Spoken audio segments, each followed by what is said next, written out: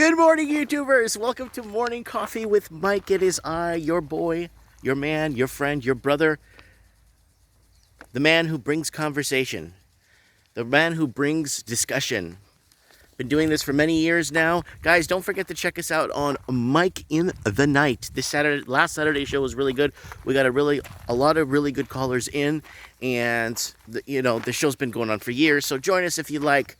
All right, guys, I got a whole bunch of stuff here I want to talk about on Morning Coffee with Mike, and it's kind of important because we're going to start to see independent movements between independent provincial areas in the world, right?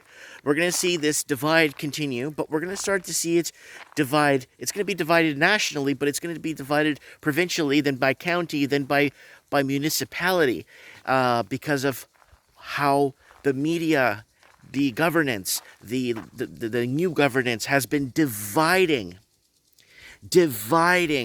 and pushing each other apart. And now with what's been happening with Fauci and him being, I guess, involved with this whole thing back during the Obama administration, and moving now that we could say that the virus is man-made, we're moving the lab to China because it would be illegal to operate out of the United States of America and the Republic to which it stands. Well, there's lots I could talk about on this stuff. We'll talk about it on Mike in the Nights. It is Morning Coffee with Mike. It is a gorgeous, beautiful, scenic area. Look at this. This is about an 8-minute to 10-minute drive, depending from my store, 10 minutes from my house. And I brought the Corvette today. Okay, guys. So I want to start off with the first story here. And it's kind of important because it's been happening since 2010 pretty much, and it's out of control. Now, our friend over Heisa Says did a video about it. Tasmania housing. Pay attention, Americans, because this is coming to Amerifornia is coming to a sitting a year. Housing prices in regional Tasmania have jumped 18% in a year, according to new data, leading Labor to call on the state government to act on housing to build new houses and smash the current public housing wait lists. So what's happening? Well, for those of you that don't know, Tasmania is an island, southeastern portion, located on the southeastern portion on the mainland of Australia. And there's the major city there, I think, is called Hobart. I think it's the capital, actually. Now, what's happened? Well, a lot of people from Sydney, a lot of Sydneyers and people from Melbourne and people that were just paying so much money to live started moving to Tasmania. In Tasmania, prices were affordable because the locals that lived there kept it affordable because housing for the longest time was tied to wages. And then in 2006, you started seeing this, 2015, you started seeing this rare phenomena of Sydneyers leaving Sydney in mass droves. And the media did a good job hiding that. And that's why it ties into what's happening in America with Amerifornia, with California, and Texas becoming America. Amerifornia, California. So it goes into the reality is that the cost of more affordable homes is increasing, she says. And the government needs to act immediately and build more homes for Tasmanians, or it risks seeing public housing wait list they have failed to address over the past 7 years over and gotten bigger. So, and what else did they do? They're building more, and their housing is going up faster than you could imagine there. It's kind of, yeah, watch Heisa Says video. It's like a way better video than this. And it explains what's happening down under. Okay, Washington Post becomes the latest media outlet to walk back the debunked conspiracy theory of the Wuhan lab leak coverage. Oh my God, the Washington Post, welcome. Yeah, you got caught. And what's been happening with this is that they're apologizing for getting caught. They're not apologizing for being stupid and not looking at the facts. And in January and February of 2020, we were talking about the fingerprints on the virus. It's definitely man-made. And we had a lot of callers in that said, look at the fingerprints, right? The newspaper published an article in February 2020 labeling the explanation of a debunked conspiracy theory that has now been forced to be issued a retraction. So it says a little correction box there on the retraction, but nobody cares because it's already gone, right? It served its purpose, right? It has already served its purpose. Okay, guys. U.S. manufacturing surveys scream stagflation as expectations have moderated. So what are they talking about? So with hard data seriously disappointing over-exuberant expectations for the last few months, soft surveys continue to offer hope for recovery of hyping equity bulls that the vast gap between the market and economic reality is somehow be filled. No, I don't think so. After ISM's surprise tumble last month, the PMIs is going to rise in flash data. The final data for May was expected to show marginal improvements for both manufacturing surveys.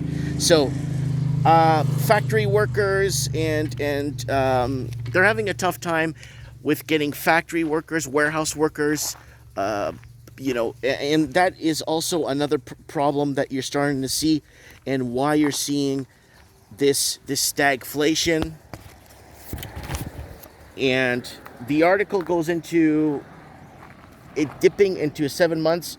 So manufacturing is a big deal. And then again, look to the warehouse. This is a good article, but look into the warehouse and factory sector to see the issue, right? And then we got companies offering free iPads if you take a job. We got companies offering gift cards, $50 gift cards, iPods for going to a job interview. It's out of control. It's going nuts. Now, here it is. What are you looking at there? Well, the WHO approves Sinovac Biotech's coronavirus vaccine for emergency use. The second Chinese treatment was designated. So the WHO is supporting this. They approved it for use. And if you look at who owns the WHO, you will find out why it's been approved. Another more BS to hit the waves, right? Senior U.S. diplomat Wendy Sherman expresses concern about China's military presence during Cambodia visit. So Chinese presence is appearing all over Cambodia. I think it was Malaysia last night, that had to scramble jets to intercept 16 or 17 Chinese fighter planes. I think it was Malaysia. Look it up. Comment below and let me know. I think it was Malaysia had to scramble a pile of jets last night. Yeah, it was last night, and that's very scary, especially when you got communism right at your door. See, Canadians don't know how good they have it. Americans don't know how we're so far from communism or a communist country that they don't know how it feels to be bordered to one. Look at what's happening in Australia. They're heavily sanctioned. They're being treated like crap, and all they asked for was they wanted to research where the virus came from. And guess what? China turned around and says, "You want to start that? Okay, we're going to sanction you." Now, its coal has been being sold to Australian coal has been being sold to parts of Africa, and I think Colombia has been buying a bit of it, and so has the coal burning plants in the States. And then its wheat has been Mexico has been buying up a lot of Australia's wheat, which is really good. So Australia will find trading partners. I don't think Australia has many enemies out there at all. I think the only enemy is China. And how many enemies does China have? Yeah. Better off friends. Russia and China forge closer partnership. Moscow's man in Beijing says, but NATO stay alliance not needed. So there it is. NATO style alliance not needed. So Russia's saying, well, we'll be better off be friends than be enemies, right? And I think Russia is starting to realize the reason. I'll tell you why. I think Russia is starting to realize what China's been getting away with all this time. So Russia is starting to say, hey, wait a minute. We might want to align with these guys because they're getting away with whatever they want to do to other countries. And because if Russia stepped foot in another bordering region in Europe or let's say Asia, there'd be all hell to pay. But if it's China doing it, it's a little bit different. So the Russians are waking up to that. Biden's legislative agenda is in danger of going nowhere, and that's bad for the country. So, yeah, there's nothing. It's all about racism, divide, and more divide. I lived in America for 5 years, and I don't think I've met a single racist person living there, to be honest with you guys. I honestly, with 5 years I've been lived there. I lived in a Latin American, Caribbean community, and man, we barbecued. We had such a good time. I mastered my Spanish while I was down there. I had a company down there in Fort Lauderdale, and a lot of the people that worked for me just spoke Spanish, and they were some of the best people that I had working for me. So, anyways, Biden's inability to put through his agenda proves how polarized and broken the U.S. government is, and could set a stage for a total collapse of core institutions in the future if he doesn't get his act together. U.S. President Joe Biden on Friday, his fiscal 2022 budget, perhaps the greatest show of exactly where Biden's administration's priorities in the terms of the policy. The budget calls for $6 trillion in spending, and is being billed by some as regimenting of how and for who the economy works. But its ambition within context of American politics may put the rest of Biden's legislative agenda at risk of never passing. This is bad news for the country as a whole. So remember, infrastructure, if you think infrastructure is falling apart in America, come to Canada and see how bad it's gotten here. Infrastructure, it's our property taxes that are supposed to be supporting this. I got my property taxes went up $890 or $840 in the last year alone. So you guys need to, start using that back into the infrastructure. Congress doesn't need to borrow money for infrastructure when the cities and municipalities and counties are paying in property tax. Look what they're paying in Los Angeles for property tax.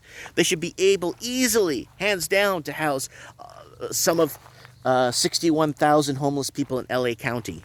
61,000. And it's getting worse. It ain't getting any better. Anyways, guys, I'm here at my little hangout here. I love being here at the country gift store here, and the church has been rebuilt, by the way. That got burnt down. This church was burnt down 2 years ago, and the other church in town, the same person try to burn down 2 churches, and nothing happened to them. For the church is burnt, but I'm saying nothing happened to the person that burnt the church. So anyways, here it is, guys. Got the car out. People are asking me what I've upgraded on it. I'll do a walk-around upgrade on the car for this year and what I've upgraded. I did one last year. Also, I'm going to do an updated video on the house in the Philippines. We got our windows, hurricane. They're like hurricane strength windows for typhoons and stuff. So they're very hard to break. Very hard to break. And we got our windows and sliding doors installed in the house, and I want to kind of make a video and show you guys the update on our $6,000 home in the Philippines. Let me know what you guys think in the comments below. Lots of love. God bless. And thanks for watching. And it's morning coffee. Get your coffees out. I have spoken.